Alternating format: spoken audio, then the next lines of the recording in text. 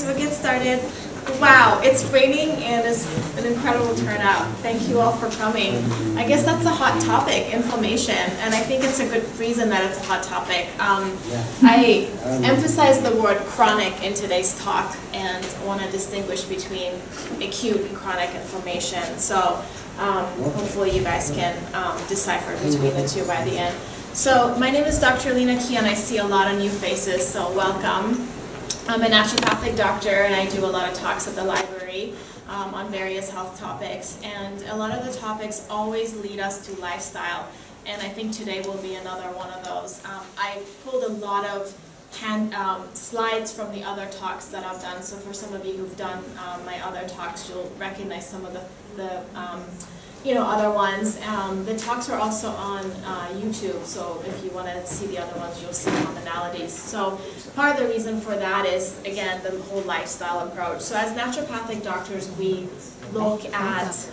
Back up. Okay. As naturopathic doctors, we always want to look at therapies that help your body heal itself. And no matter what we do with botanical medicine, homeopathy, even pharmaceuticals, ultimately your body has to respond to those therapies, right? So the way you take care of yourself, the way you eat, the way you talk, the way you move, the way you interact with your world, all kind of makes a difference in how you respond. So today I want to talk about how those interact with the word inflammation. So as naturopathic doctors, you can see we have a very broad scope of practice in terms of doing food as medicine, but also doing homeopathy, botanical medicine, lifestyle counseling, and even the use of appropriate pharmaceuticals. And these are the philosophies that we use, and I'm going to illustrate some of them today in our talk. I think the biggest one's going to be identifying and treating the cause. So today, inflammation is the root cause of many health problems, and that's why I picked that topic. We always want to use the healing power of nature because our body heals itself. So we want to use therapies that help our body in that healing process. Always treating the whole person, mind, body, and spirit.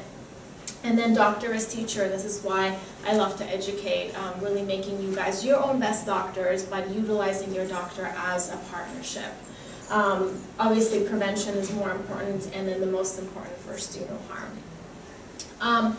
So let's go ahead with our topic. So a lot of these are in your handout, but I just wanted to bring them out as well. So inflammation in Latin, anything that ends with the word itis refers to inflammation. So you can see arthritis, pharyngitis, which is sore throat, colitis, which is inflammation of the colon, tendinitis. So inflammation on a short base is actually the body's way of protecting itself. It actually removes harmful substances through your immune system, things like irritants, pathogens, bacteria, virus, and it begins the healing process. So for example, if you're injured from a fall, you've got signs of inflammation, right? We know that there's swelling, there's redness, there's pain. It actually basically tells your body not to aggravate that area more. It's trying to protect it and initiate healing. So in a sense, that's a good time and a good thing, and it allows time to heal. So short-term inflammation is okay. So acute, a lot of times you can see there are symptoms. There's pain, redness, swelling, heat, loss of movement or function in helping it repair. But this is the key here. With chronic inflammation, a lot of times there are no immediate symptoms. And basically the symptoms can show up later. And I always think of probably the most dramatic case. Sometimes people say, you know what, suddenly I woke up with really bad fever, ended up in the ER, and they diagnosed me with rheumatoid arthritis. Well, did this happen overnight? Not necessarily. You may have had lingering inflammation, but you didn't have the symptoms for it. So these are things that I want to kind of bring to your attention. Are there inflammatory processes going on in your body that you may not be aware of? And what things can we do to lower our rate of inflammation? So chronic inflammation is a lot of times seen as the root cause of chronic illness.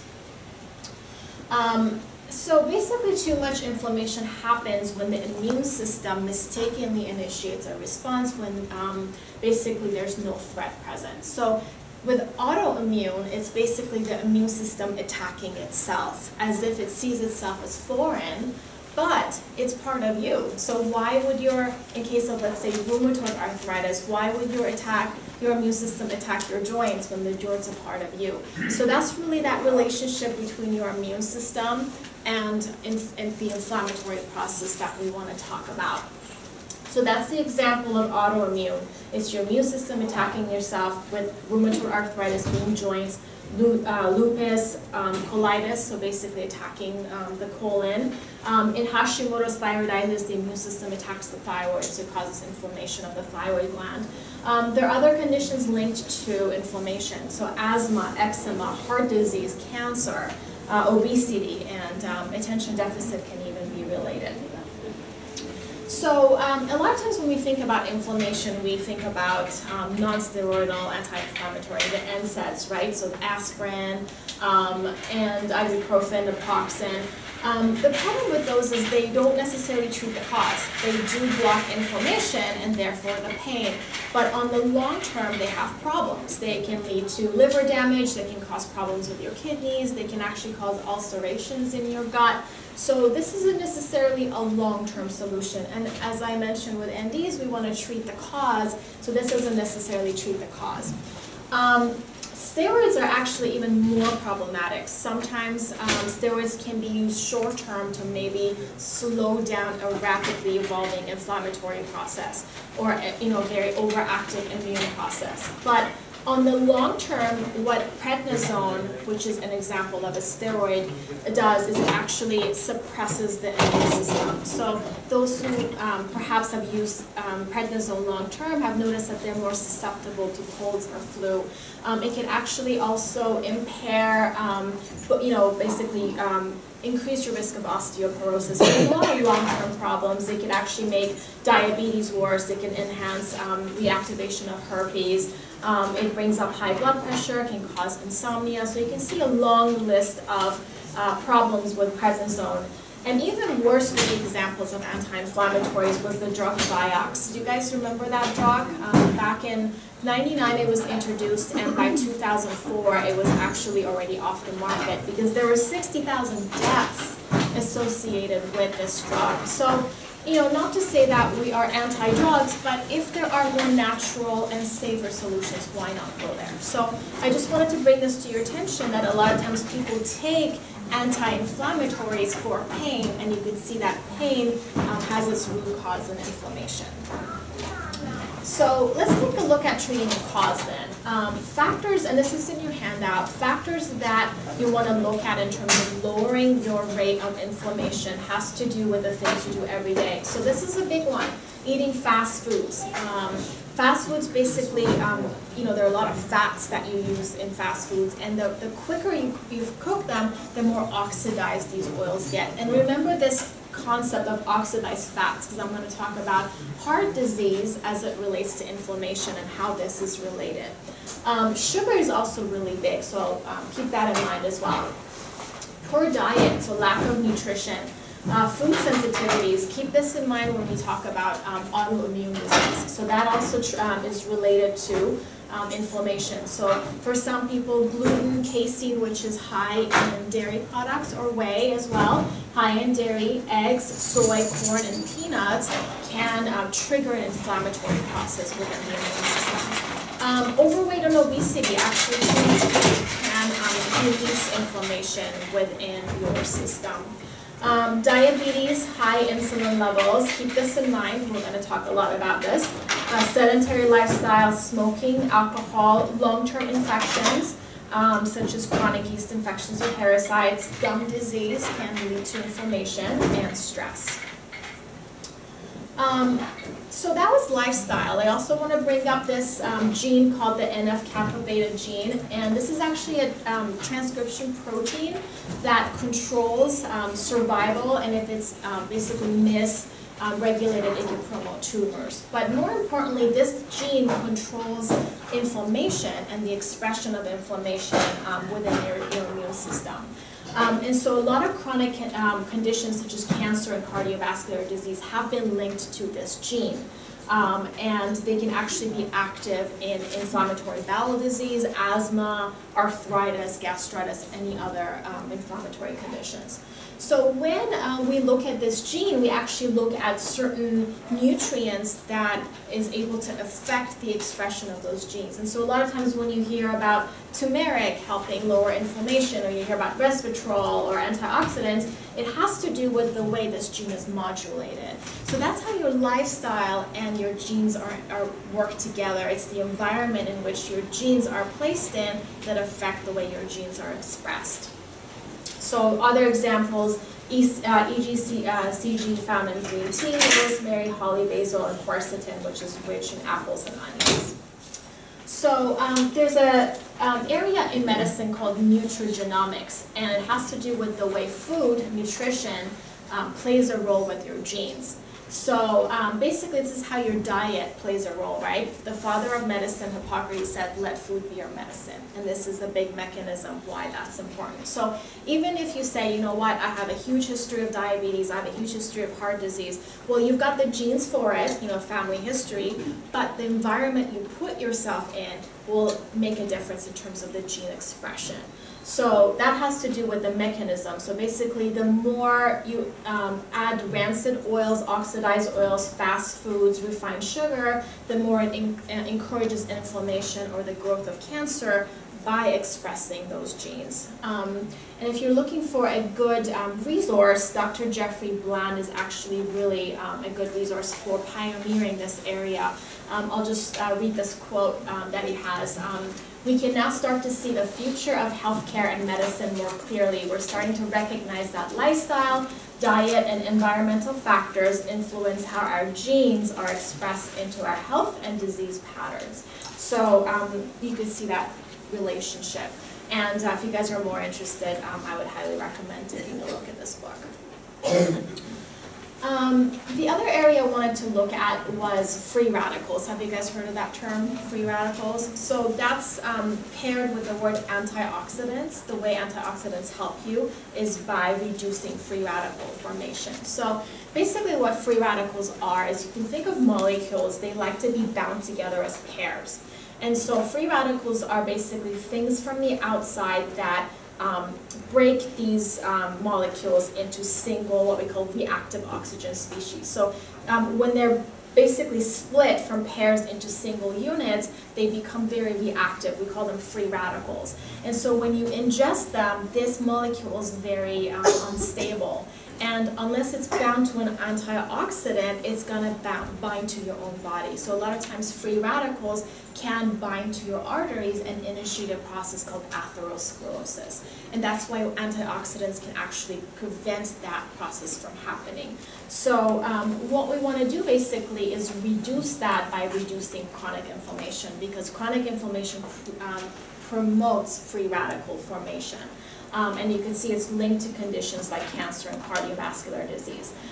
So in the talks that I give on heart disease prevention, I always talk about it's not so much cholesterol that's the problem, it's the oxidation of the cholesterol molecule. And particularly with the way cholesterol is bound to the LDL protein.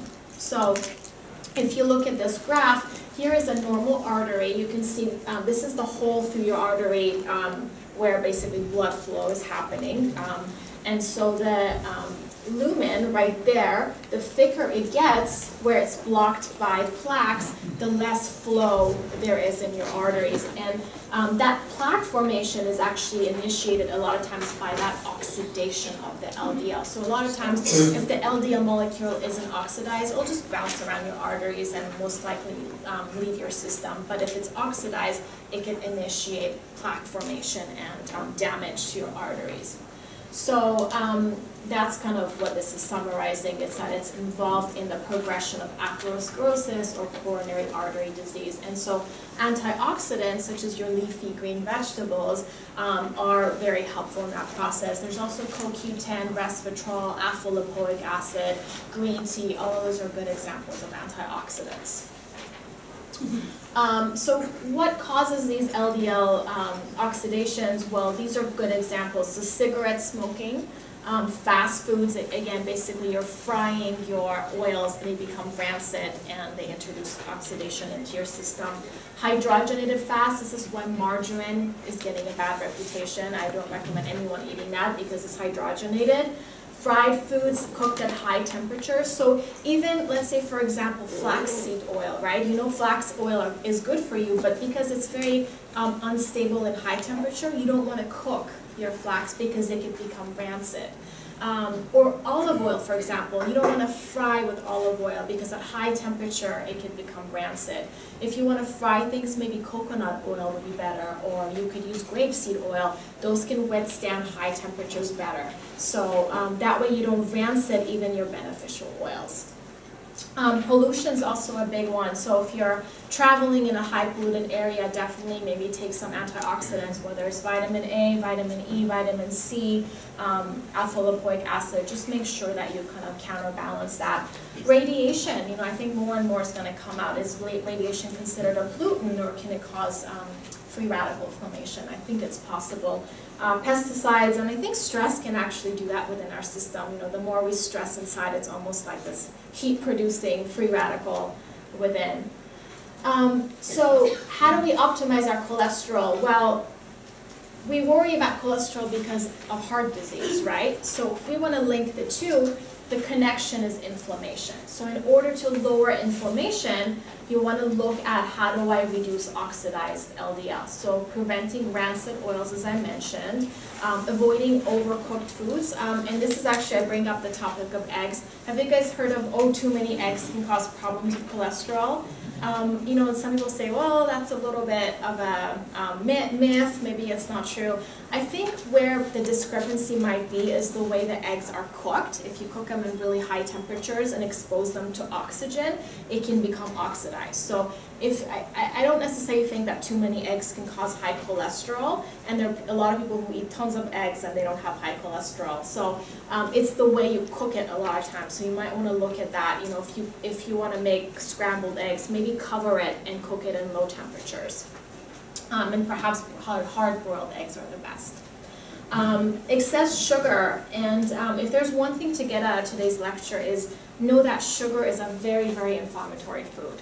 And there's actually ways that we can test whether to see there's too much sugar in your system, and it's through the hormone insulin that we find that out. So I'm going to recommend a test for you guys that you could ask your doctor to do to see whether there's too much effect of sugar in your system. But just remember that too much sugar, and sometimes too much grains, because grains, if you eat too much of it, it converts to sugar in your body, can initiate the process of inflammation.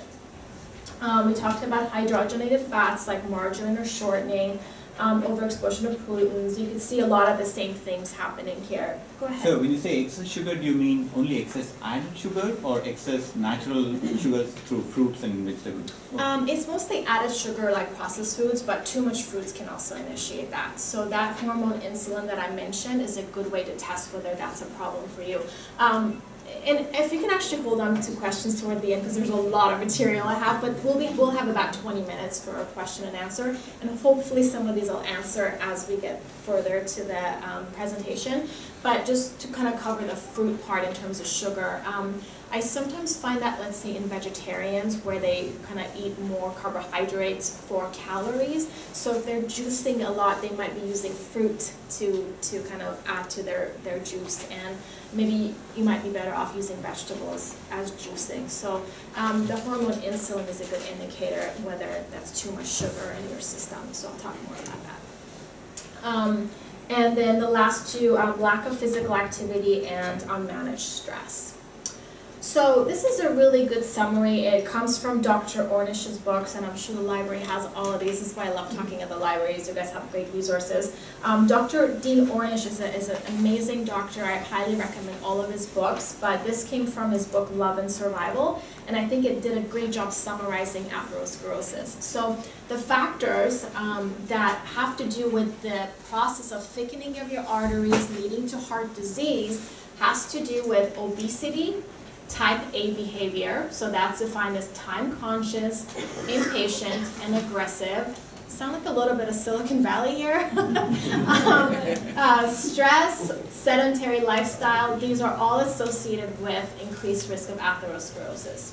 Smoking is directly linked to atherosclerosis and heart disease, and a low level of social support, especially combined with high level of outwardly expressed anger, has also been associated with accelerated progression of coronary atherosclerosis. So a really good perspective, right? Here we are stressing over our cholesterol numbers, and there are all these other factors. So just to give you a good perspective on what else could trigger heart disease. So let's have a little backup and maybe a little trivia quiz. So, and you guys can just check this out. Let's name 5 irritants that can cause disease in our body or inflammation. Once we get to 5, we'll move on. So somebody tell me one. Sugar? Stress? Anger. Anger. What's that? Sedentary lifestyle. Sedentary lifestyle. Pollution.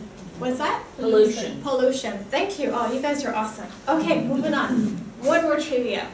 Okay, for those of you who've come to my talks, you can't answer this. Where is most of your immune system found? In the gut. And what percent do you think that is? 70. Is someone reading my handouts? So the reason I kind of want to bring this to your attention is the next portion of our talk that connects your immune system with inflammation. So that's the second portion. So here's a little summary here.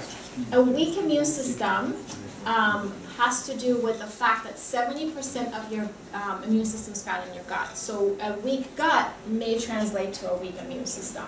And basically there's a term here that describes your digestive system's immune system. It's called gut-associated lymphoid tissue. So you can see the connection between gut and the lymphoid tissue, which is your immune system. And basically this tissue produces and basically stores immune cells that are ready to attack should there be an infection. And this gall actually exists in your tonsils, your adenoids, your appendix, your large intestines, your stomach and esophagus. So basically lines your entire digestive tract. And if you just look at the example of your large intestine, all the blue are representing the nodes, your nodes that store the immune cells. So very, very powerful. So if you take a look at the gut and inflammatory conditions, any of these conditions have their root in your digestive tract. And I'm actually going to use rheumatoid arthritis as an example of that. But keep in mind that other conditions like Hashimoto's thyroiditis, and I have this in your handout, if you guys have a thyroid condition, definitely check for the presence of inflammation in your thyroid. That is in your handout, I'll mention it as well. There's a test called TPO, thyroid peroxidase antibodies. I definitely recommend getting that checked because if you have a thyroid problem, it may have to do with inflammation on top of a sluggish thyroid. And if we can lower inflammation, your thyroid will work better. And not only that, you may not need to take medication as high of a dose as you might think you do. So that's one of the connections. Lupus is also related to your immune system, multiple sclerosis, celiac disease, Crohn's disease, and ulcerative colitis. So let's use arthritis as an example. And this is rheumatoid arthritis, by the way, not osteo. People confuse the two. Osteoarthritis is not an autoimmune condition. It's more the wear and tear. You know, if you kind of overuse the joints, it can affect cartilage. We're not talking about that. We're talking about your immune system attacking your joints, which is rheumatoid arthritis. So this is how it's related to your digestive system. Just remember the word leaky gut. If you've heard of it, great. If you haven't, I'm going to discuss what it is. But let's start from this area. So if someone has a leaky gut, they're more likely to have sensitivities to chemicals and food. And as a result, their body is going to release histamine. So histamine is actually released by your immune system, and it can trigger inflammation. Remember, inflammation and pain go hand in hand, right? So if there's too much histamine and causes too much inflammation, then you're going to have more pain, okay? If someone has more pain, they're more likely to take non-steroidal anti-inflammatory drugs like aspirin, right? Remember when we talked about aspirin can sometimes affect your gut function? They can mess up with the lining of your digestive tract. The more aspirin you eat, the more likely it's going to make the leaky gut worse. So that's how this vicious cycle can get worse and worse, and people find themselves in more pain, needing more medications all along their digestive systems, more messed up, and it's just continuing. So part of the intervention that we do is we want to heal this leaky gut, and I'll make more sense what I mean by that in a second, and also remove certain things that might be aggravating your digestive tract. So these two together have a really good relationship. And as a result, you'll have less histamine release, and you're less likely to feel pain and want to take an anti-inflammatory, right? And therefore, we're breaking that vicious cycle. So let's take a look at what leaky gut is. The other word for it is increased intestinal permeability. So what does that mean? Well, let's take a look at this picture. Here is your stomach right there. Hopefully you guys can see the laser. Can everyone see the laser? Okay. So here's your stomach. So basically when you eat food, your esophagus dumps the food in your stomach, and then your stomach breaks it down. It goes into your small intestine right there. So all of that is your small intestine. Then it dumps it into your large intestine, and out it goes. So your small intestine, basically when you break it down, it's got these cells right there. And each cell is bound tightly together. Not too tight that nothing can get absorbed, but tight enough that your body waits until your enzymes break down fats, proteins, and carbohydrates into small enough molecules that then it gets absorbed, right? So when we think about when we eat food, right, proteins like in the form of, let's say, quinoa or beans or animal sources have to get broken down into small amino acids before they get absorbed. And when your intestines absorb it, where does that food go? Does anyone know? Blood. In your blood. And then your blood takes it to your cells, converts it to energy, and that's what gives you kind of the energy to go about your life, right? So basically your intestinal barrier has a lot to do with what kind of foods or the kind of the size of the food gets into your bloodstream. So if this you know, the relationship between each cells has, you know, the right tightness, only small protein molecules can kind of go into your bloodstream, right? But when we talk about increased permeability, it's that there's something that's caused damage to the lining. So what used to be tight like this, oops, is now kind of broken open. And by the time those molecules are, basically there's not enough time for molecules to get broken down. These large molecules are going to leak into your blood. That's why it's called leaky gut, okay? So if I show you a picture here, this is a good example of leaky gut. See how these are like nicely bound together, but there's like a big gap right there, right? So that big gap allows undigested food particles or even toxins to leak into the blood. And when it leaks into the blood, your immune system looks at it and says, this doesn't look familiar to me. This looks like something I need to attack because it might be foreign. And all along, you might even not notice anything happening. You might feel tired, sluggish, but they're not necessarily these like, you know, inflammatory processes like you do when you get injured, right? So this could even happen years and years and years, and then suddenly your immune system says, I can't take it anymore, and initiate like a really intense inflammatory process or an autoimmune process. So what we want to do is really stop this vicious cycle. The way we do that is find out, well, what's causing leaky gut? And hopefully these are in your handouts. This is basically some areas you want to look at if you're suspecting leaky gut. So the first thing is, what are some things that are causing damage to the lining of my digestive tract? Well, they could be disease-causing bacteria. They could be undigested food particles. They could be toxins. And so if these are some of the processes, you could be feeling things like fatigue, food sensitivities. You could be feeling gas, bloating. You could have recurrent colds and flus. You could have joint pain. You could have skin rashes like eczema, psoriasis, or you may even have autoimmune symptoms like rheumatoid arthritis. And so whenever we want to think about that, we want to remove the things that are irritating the gut lining. So that could be, goes back to, again, chronic stress. How many times do people say, you know, I felt okay, but then a sudden stressful event happened and then everything got worse, right? So we always want to remove stressors. We want to remove chronic inflammation. We want to remove infections that could be irritating the lining of the gut. Looking at environmental contaminants, excess alcohol. Remember we talked about aspirin causing damage to the lining, poor diet, food sensitivities, poor immune function. Do you see the same things coming up over and over? Wasn't that what caused inflammation? And now we're talking about inflammation causing leaky gut. So the same factors keep coming up. It's just the same things that you could do in your lifestyle to kind of prevent any kind of inflammatory process from happening. So one of the things I always bring up is the idea of let food be your medicine. And I think the idea of gluten sensitivity has woken a lot of people up, because we used to talk about food allergies, right? And when we said allergies, we thought about, the peanut allergies, where you get the anaphylactic or you get really immediate symptoms. This is this portion of this food allergy part. It's the part that's called IgE, that within normally 10 minutes, but 2 to 3 hours tops, you get symptoms like hives, anaphylaxis, swelling of your tongue, or really acute digestive stress.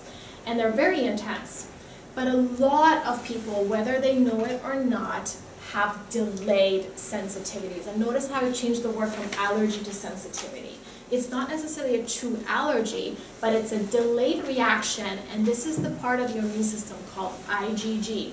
So if you've been tested for food allergies, make sure it's not only IgE, because a lot of people tell me I've been checked for food allergies and it's only this part, the IgE portion that they check for. You want to look at the IgG, which is the delayed, because a lot of times these are more subtle and they're more chronic and lingering, and a lot of times they're not recognized. And they could be a lot of health problems, from fatigue to headaches to trouble focusing, constipation. I mean, really, you can name anything, and it could be due to food sensitivities. And actually, eczema is a really big one as well. So when it comes to autoimmune conditions, especially, let's say, Hashimoto's, for people who have inflammatory in their thyroid gland, gluten and inflammation of the thyroid are very well linked. Not only have they been documented, but clinically we see it over and over. And the same might happen with, for example, rheumatoid arthritis. We see a lot of times that it could be dairy, it could be gluten, for some people it could be eggs.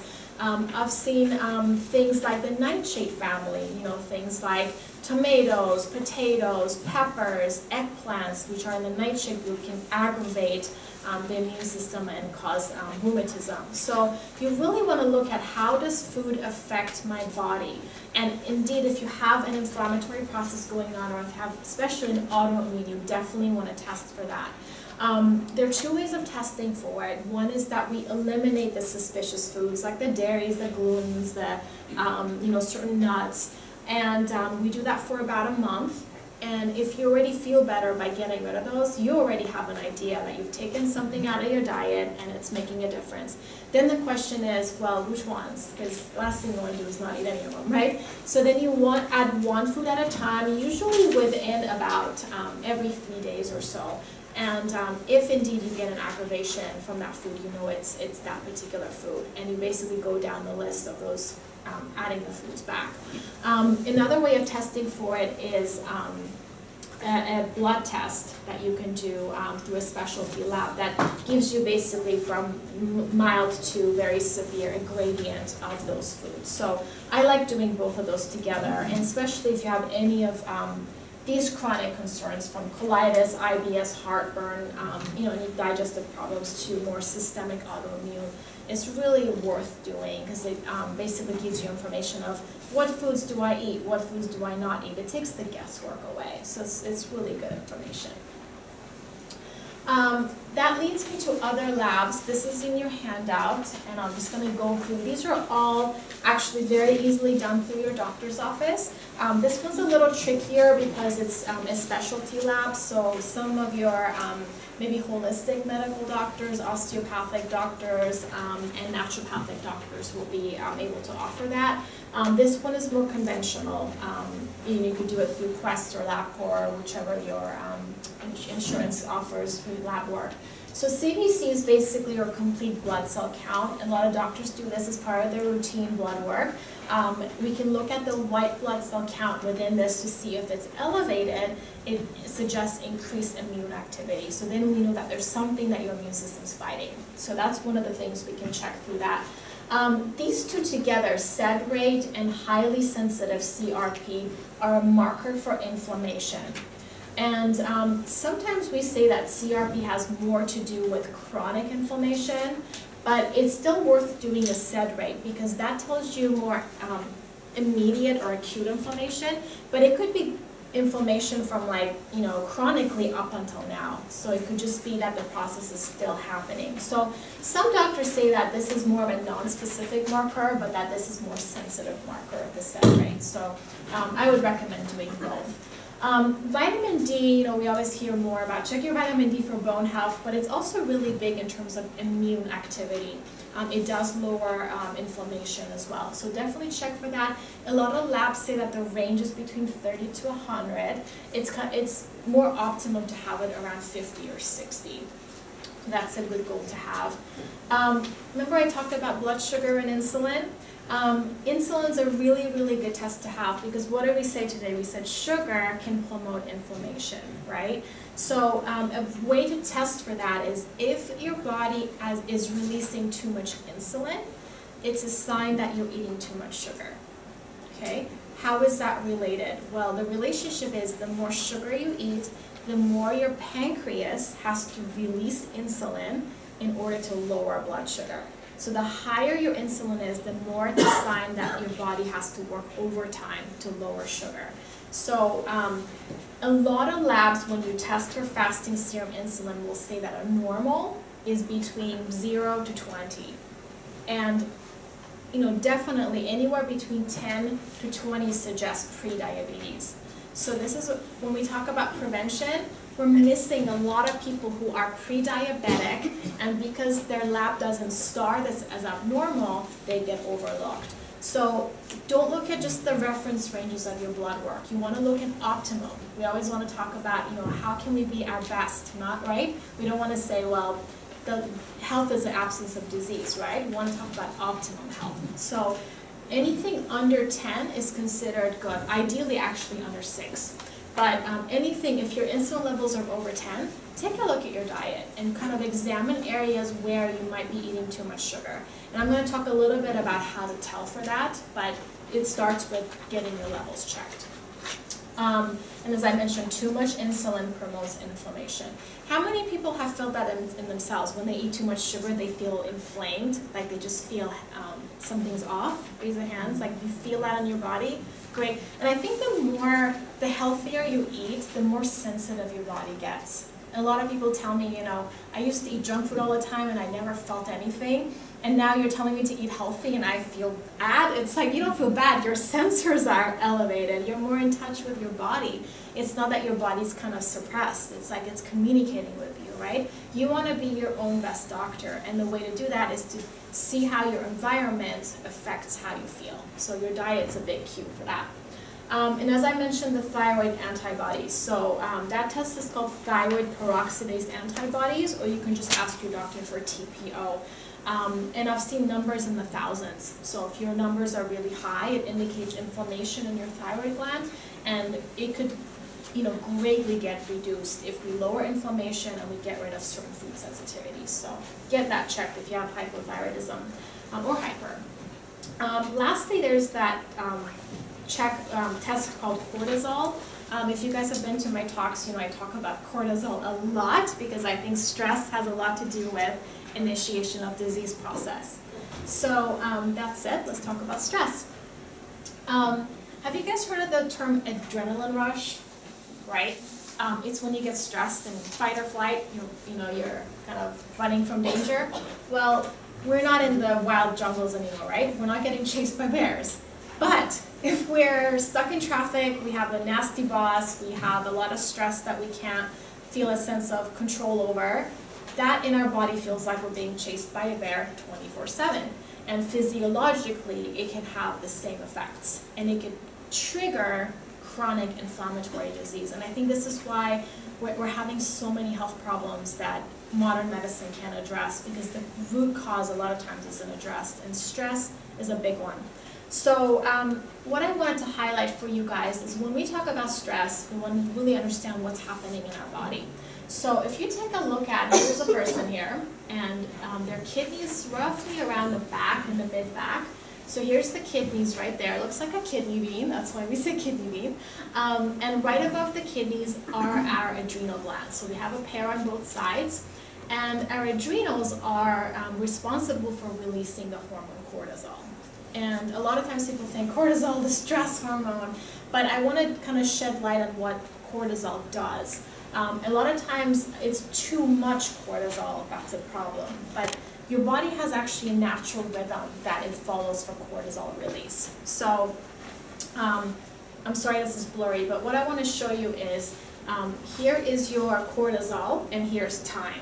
So if you take a look at 8 in the morning, this is the range that you want your cortisol to be. So somewhere between the top and the bottom. And the higher it is within that range, the more energy you have to start your day. So people who have cortisol levels like there need coffee to get going. Or they have, it takes them a while to get moving. They're kind of slow in the morning. So that's kind of what you need as a normal rhythm. As the day goes by, your cortisol levels naturally decline.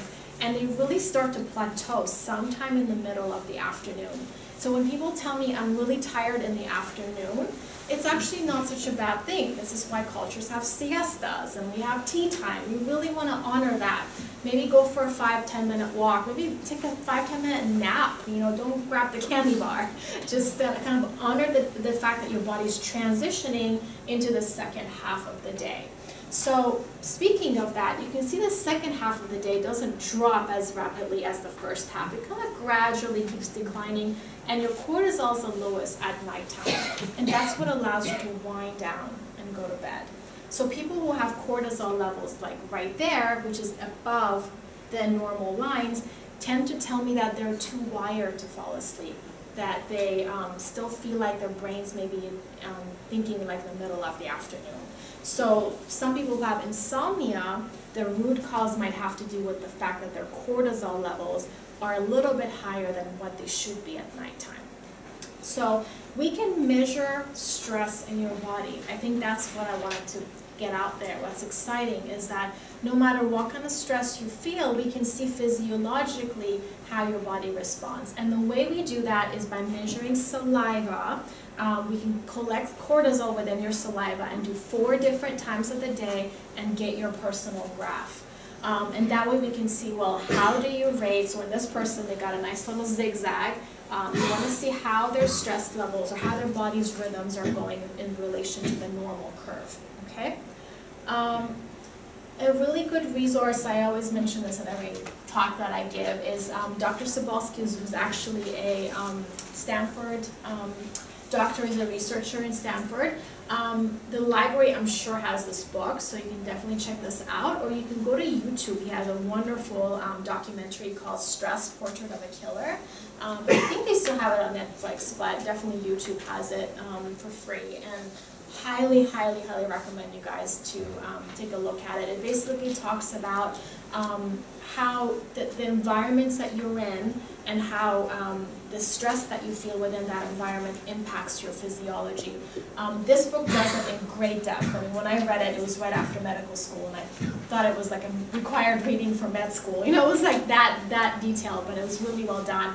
But this is maybe a little bit more, it's 45 minutes, so it might be a bit quicker review. And I think, oh my goodness, what did I do? I think they did a great job. Did I do this? Uh-oh. Sorry, guys. I haven't. Oh, okay. Magic. So did everyone write this down? So it's called Stress, Portrait of a Killer by Robert Sapolsky. It's Sapolsky. I hope it's in your handout. Okay. So this is going to be a repeat again, but I'm just trying to really nail down that it's all related. So there's a term called total load, and it has to do with the fact that the more load there is on your system, the more it's going to trigger an irritation. So this load could be an infection. It could be physical stress or trauma or pain. Could be poor nutrition. Could be psychological stress. Could be high blood sugar. Could be chronic inflammation. Could be toxicity. All of that is going to cause stress in your system. And the more stress you have, the more you're going to have potentially diabetes, high blood pressure, insomnia, hypothyroid, poor digestion, decreased immune function, and constipation. So do you see how a lot of these keep repeating? We talk about inflammation, we talk about pain, we talk about leaky gut, now we're talking about cortisol, and it's the same stuff that keeps coming up. So these are things you guys can have some control over: the way you eat, the way you think, the way you move, the way you interact with your world. All of these things are in your hands. So speaking of which, I always think of, because toward this time of the talk, and we're almost done by the way, so we have time for question and answer, people say, okay, I get what you're saying, now what do I eat, right? And we're going to get to that. But one thing that really made a difference in my training was not so much what do I eat, but what am I eating in excess of? That if I remove that, I might be better off, right? So rather than eating tons of junk food and then lathering up with your favorite anti-inflammatory supplement like turmeric, why not remove the cause, remove the irritant? And then maybe you don't need to lather up the turmeric as much, right? So I want to think of those first. And then think about what foods to repair your body with. So look at number one, sugar. And I'll talk about again what sugar is. In this case, I'm talking about processed sugar, things that come in a bag, you know, in a package. But definitely too much sugar in the form of grains or, you know, even too much bananas, too much potatoes, and I'll talk about the high glycemic foods can make a difference. And I think your insulin levels can tell you whether in your body is indeed causing a problem. So we can work backwards from there. I don't think anyone should be drinking soda because soda is just such a quick way of getting rapid amounts of sugar in your system. So go ahead. Yeah. What about coffee? Isn't that going to increase your cortisol and supply Coffee, what about coffee? Isn't that something you should avoid, or what do you think about that? So it might be something to limit, you know. I think there's like a gradient in terms of, you know, absolutely not, and then perfectionism. And one thing I'm always a big fan of is rather than all or nothing, to practice moderation. So I think coffee is in the list of moderation. If people have a lot of fatigue, especially if their adrenals, their cortisol levels are kind of imbalanced, caffeine can make things worse. If someone is hooked on coffee because it gives them energy, they're self-prescribing, right? You want to treat the cause. And a lot of times I tell people, you know, I'm not going to take your coffee away, but by the time we get to the underlying factor, you may not need coffee. You will enjoy coffee. So it's not a self-medication. So that's why I'm not putting other things in there. You know, if we get really, really kind of specific with like, don't eat this, don't eat that, don't eat that, people are going to forget it. I'm not going to do anything. So I'm not a fan of all or nothing. You know what? It's Christmas time. If you want to have yourself a pumpkin pie, go for it. You know, just moderation, right? I mean, if you say, okay, it's Christmas and New Year's and Valentine's and St. Patrick's Day, like every month you got an excuse. You know, you've got 100 people whose birthdays are coming. That's not moderation, right? Just listen to your body and see what makes sense for you. But a lot of times this keeps adding up, and this is the theme we want to address. No one should be eating high fructose corn syrup. Not only is it just a rapid transition of sugar into your system, but it's a lot of times genetically modified, and who knows what it's doing in your system. So definitely don't recommend that. And these two a lot of times go hand in hand. MSG, for a lot of people, MSG can actually trigger migraines. It can actually fool the brain from thinking that it's full, because it's basically a form of sodium, and you just keep eating and eating. This is why a lot of restaurants sometimes add MSG. So no one should be eating that, or hydrogenated oils. This one, you know, I don't necessarily say avoid. I say only if you have a sensitivity to these foods, it's best to avoid it. And it's not a life sentence. Some people say that they used to have a problem with, let's say, soy or corn or, you know, whatever's on this list, and they can have a little bit of it at a time and not, you know, pay for it. So again, listen to your body and see whether this continues to be a problem. And back to processed foods, anything in a package, anything with like, a lifespan of 100 years, and which is what I hear Twinkies are. So anything that doesn't spoil has probably something processed in it. So definitely watch for that, and then definitely quit smoking. Some substitutes, because whenever you take someone's food away and there's nothing to fill it, it's, they're more likely to go back to eating it. So sugar and artificial sweeteners a lot of times are what triggers the inflammatory process. Some of the substitutes, have you guys heard of stevia? Yes. So for those of you who haven't, stevia is actually a plant, and it actually is about 300 times more sweet than sugar. Well, you don't know, 300 times, and yet it has no effect on insulin levels. So we recommend it for diabetics. And so it's a natural sweetener, unlike things like, what is out there, I'm blanking, Sweet and Low and aspartame, yeah, and all the other artificial sweeteners. So those I definitely don't recommend. They're still considered non-calorie sweeteners, but they're artificial. And there's actually a link that I gave to those who are on my mailing list about the problems. If you guys go to Dr. Mercola's website and type artificial sweeteners, you'll read that article. Really, really alarming. So stevia is probably the top one. Xylitol is also another good one. It's actually from the bark of the birch tree. There are certain products like gum or toothpaste that's made from xylitol. It actually has anti-cavity properties, so you can definitely use it for that purpose. And I put a small amount of honey.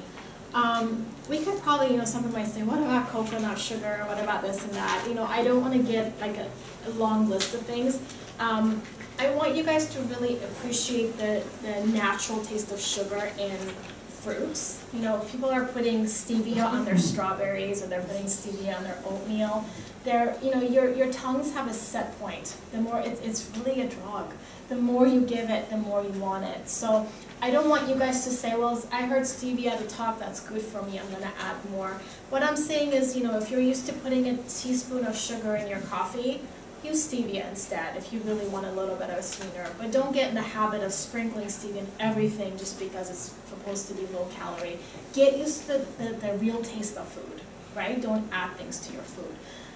So that's my 2 cents worth. If you do have a gluten problem, there are a huge resource of gluten-free products out there now. I think the industry has done a great job. But just some suggestions, you could use rice, quinoa, oats. In terms of breads, Udi's and Food for Life I found to be really good brands for the breads. And then for dairy products or soy milk, which are common food sensitivity, rice and coconut milk are pretty good. Okay, now let's talk about what do I eat. Have you guys heard of sauerkraut? What's it made of? Cabbage. So, fermented cabbage, yes. So one of the advantages of the fermentation is that it does provide you with pre and post probiotics. Pre and probiotics. Prebiotics are basically the environment which you put your system in to help the probiotics grow. And so the more fiber you eat, actually, the more the prebiotics allow the good bacteria to replicate. So that's the advantage of sauerkraut, but you can actually have the non-fermented in the form of cabbage, because cabbage has a protein called glutamine. And glutamine you can actually take as a powder form as well. In fact, for people who have leaky gut, or they have autoimmune health problems, or they have a lot of food sensitivities, I recommend, with my own patients. But from food sources, you can juice a cabbage, or you can shred it in your salads. And cabbage is so powerful that it's been shown to treat and heal ulcers. Lead from your medicine, right? So you could definitely eat it, frequently, maybe weekly or daily, just to kind of support your body's healing process. What's that? Oh, it's okay. Other foods that are healing, kale, spinach, celery, carrots, apples, cucumber, parsley, cilantro, all of these have, they're very rich in antioxidants. The darker, the more rich in colors, the better. There's actually, if you guys are interested, you can email me. I have a list of what we call ANDI score. It stands for Aggregate Nutrient Density Index. It gives you a score from 1,000 to 1, so kind of prioritizes foods that are higher in nutrient density. And then I also have a handout for the rainbow diet, so it kind of gives you a grocery list of you know, what colors come from what foods, and the more colors you eat, the more antioxidants you're getting. So the point is, you know, eat a variety of colors because you're more likely to get nutrients. And then, you know, again, eating anything that grows on earth, because especially if it goes bad fast, you know, it's fresh and it doesn't have processed, you know, chemicals in there. We had a question about what foods to eat in terms of low sugar. There's a term called glycemicindex.com, and I'm going to give you a list here. So foods that tend to be high on glycemic index, again, packaged stuff, right? Candy, cookies, juices, potatoes, you know, white bread. I would add dried fruits in there, like raisins and dates. So again, good things can add up, right? And that's why I said your fasting insulin can be a really good measure of, am I eating too much of a good thing? You know, if you have 10 apples, I'm exaggerating, even if you have 3 apples a day, that's too much. So really taking a look at that. With the low glycemic, so I use the word apples, there's also a term called glycemic load, and load refers to the amount of that food. So if you have 1 serving of an apple, which is basically 1 medium apple, you're okay. But if you have 2 of those, it raises the glycemic load. So if you type the word glycemic load on the internet, it'll tell you, well, what's the serving size of that food that I can have per day that will not push my blood sugars high? Because again, it's not just about the food, but how much of that food that can play a role. So the index is just talking about the food itself, and then the load is about the amount of that food. So the 2 go hand in hand. Again, glycemicindex.com is the resource.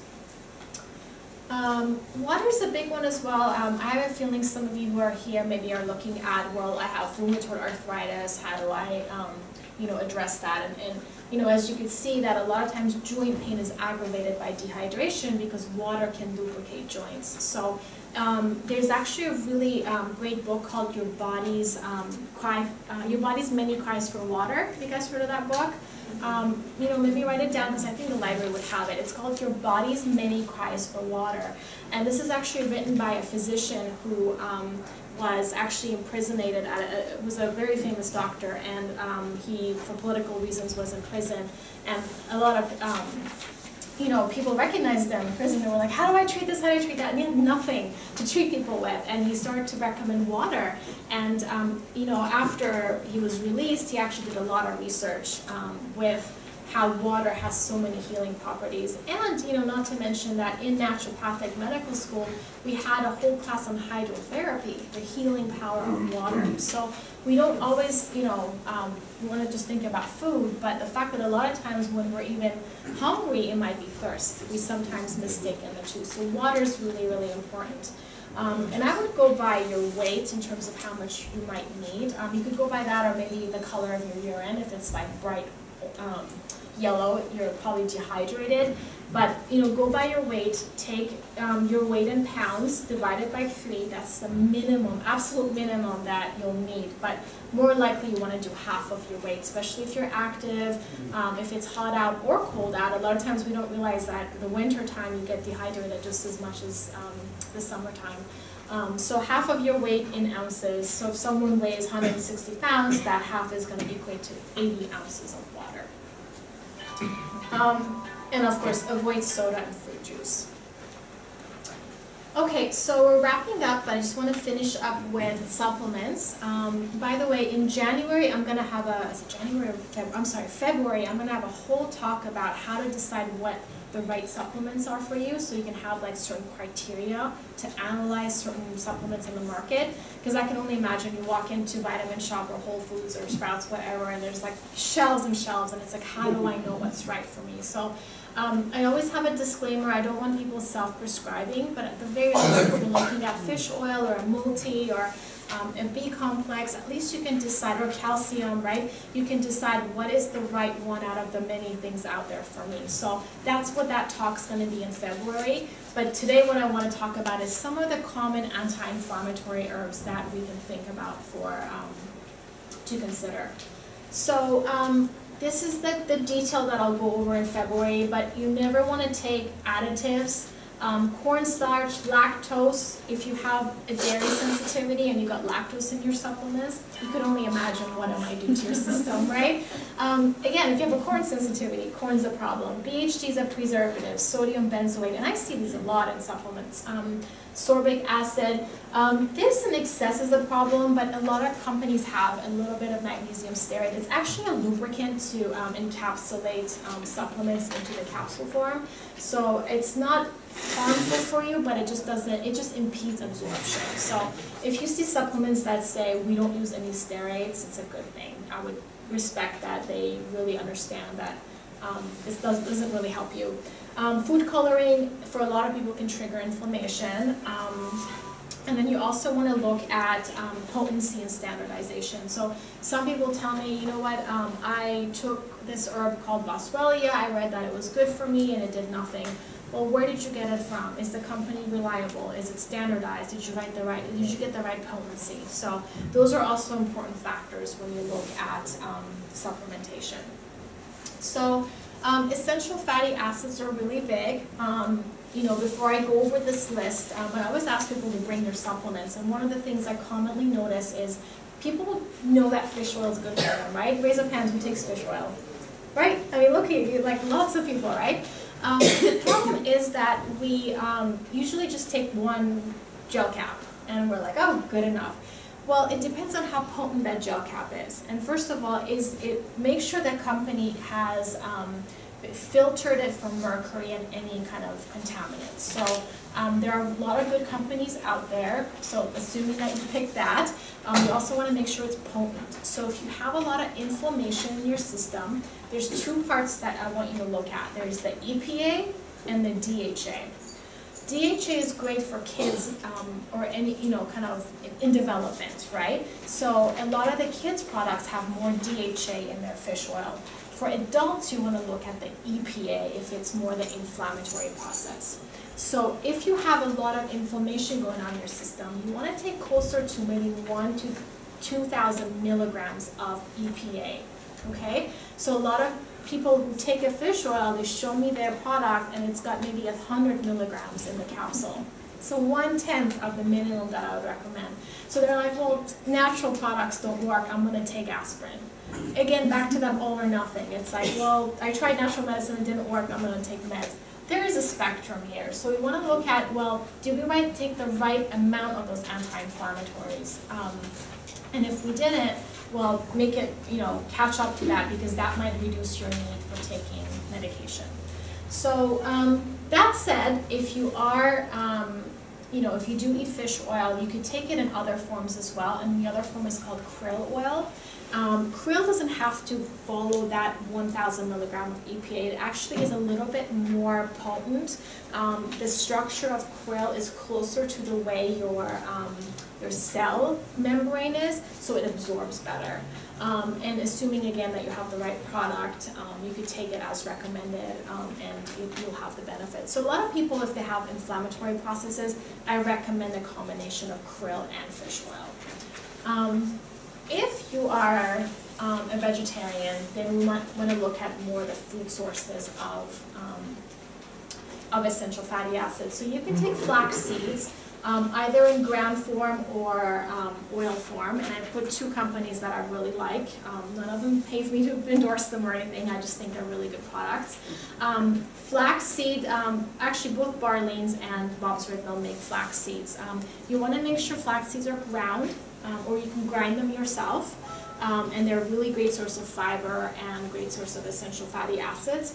If you take the oil, you've got a more concentrated source of the oil. So I recommend both of those, that way you can get the fiber and the essential fat, anti-inflammatory part.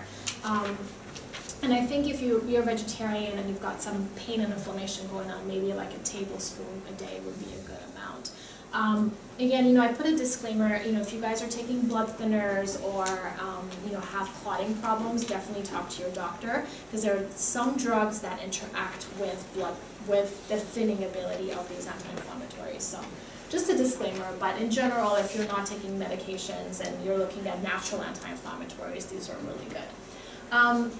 food sources. We've got walnuts, we've got borage oil, evening primrose oil, blackcurrant oil, egg, cheese, and milk. If it's from grass-fed sources, it's going to pick up the omega-3s from the grass. So you're going to kind of pick it up that way.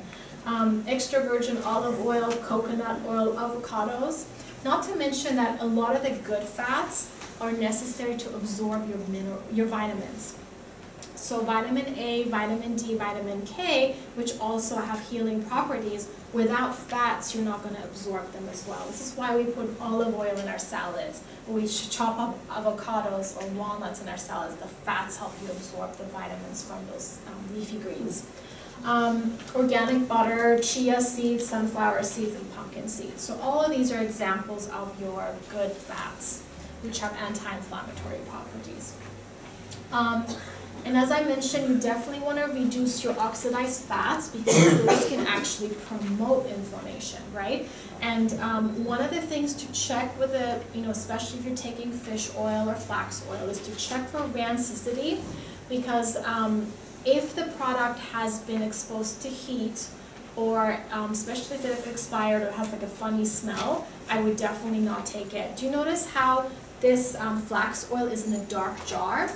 It's trying to protect it from light, because light and heat can promote rancidity. So, but they can also happen just in the process of making the product, right? So one of the things you can check for is, has the product been tested for peroxide or I can never say this word, anisidine.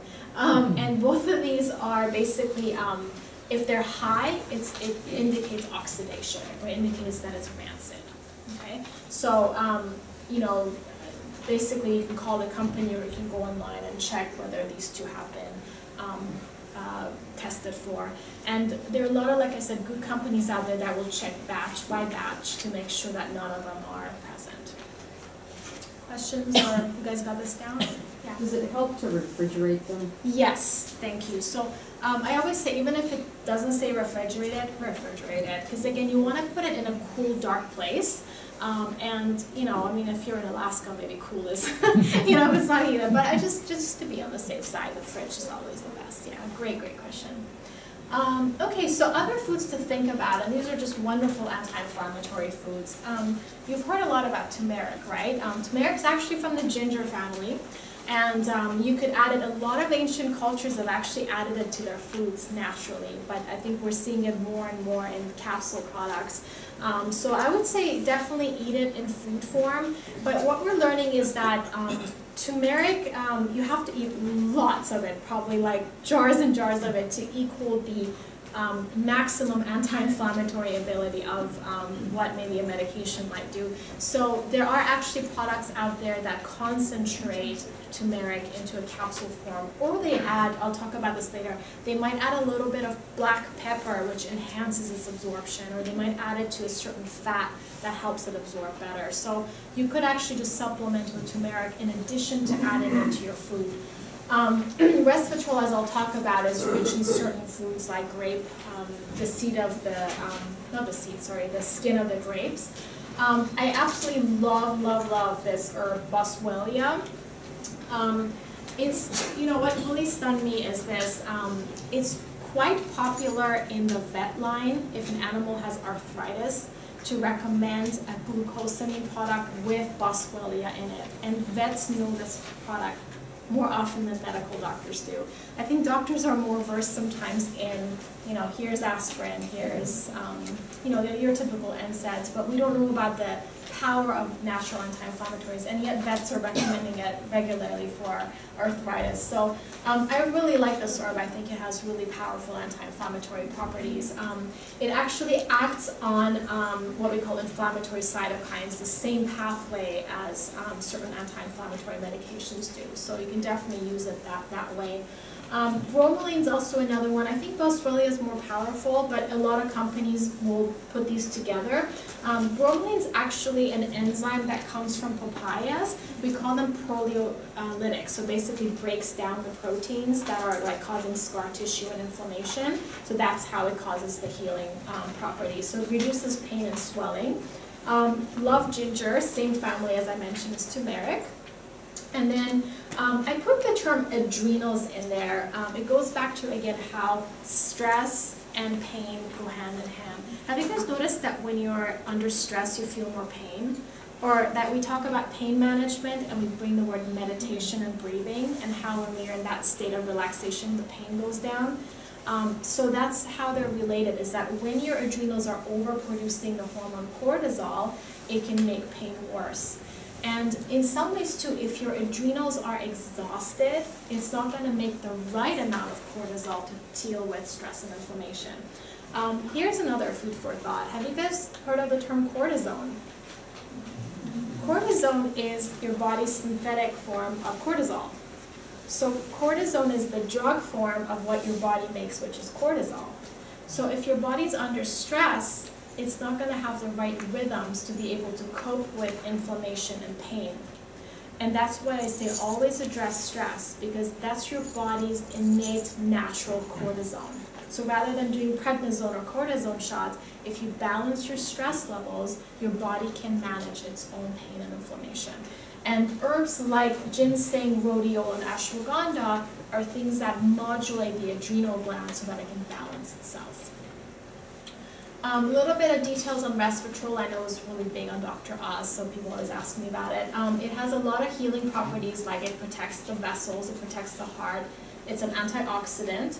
And you know, it's a lot of times known for anti-aging properties, because a lot of times oxidation and aging go hand in hand. You look at an apple, right?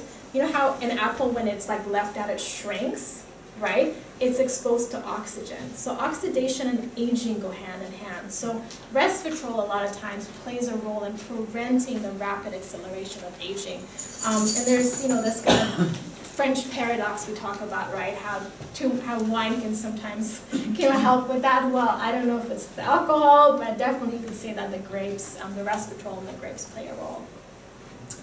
As I mentioned with the turmeric, curcumin is the Latin word for turmeric. I just want to bring this message home that black pepper increases the absorption of turmeric by 2,000%. So maybe the take-home message is add some pepper if you can tolerate pepper in your cooking to help the turmeric work better. So turmeric has very strong antioxidant and anti-inflammatory properties. I'll wait till you take a picture, okay? Okay, last but not least, exercise. Especially if you have arthritis, it definitely helps mobilize the joints. You know, we used to, back in the day, like if you had back pain, they said rest, but it actually stiffened you more. So we definitely want to encourage joint mobility when, you know, we have some kind of an arthritic process. But, you know, you don't want to definitely start lifting like heavy weights, right? Maybe you want to do things like swimming, qigong, yoga, things that just kind of encourage circulation to your joints. You know, definitely apply ice if necessary. And then I always say that if you get pain that lasts more than an hour after your exercise, evaluate your exercise, because that might be making things worse. And as I said, you know, treat the obstacle, remove the obstacle. So if your exercise is making you feel worse, then you might have to reevaluate what other things you could do to help yourself rather than get things worse. Another one is sleep. Again, back to lifestyle, the way you eat, the way you move, the way you sleep. So sleep is very important for not only stamina and energy, but also it's the time that your body heals itself. So definitely take a look at that.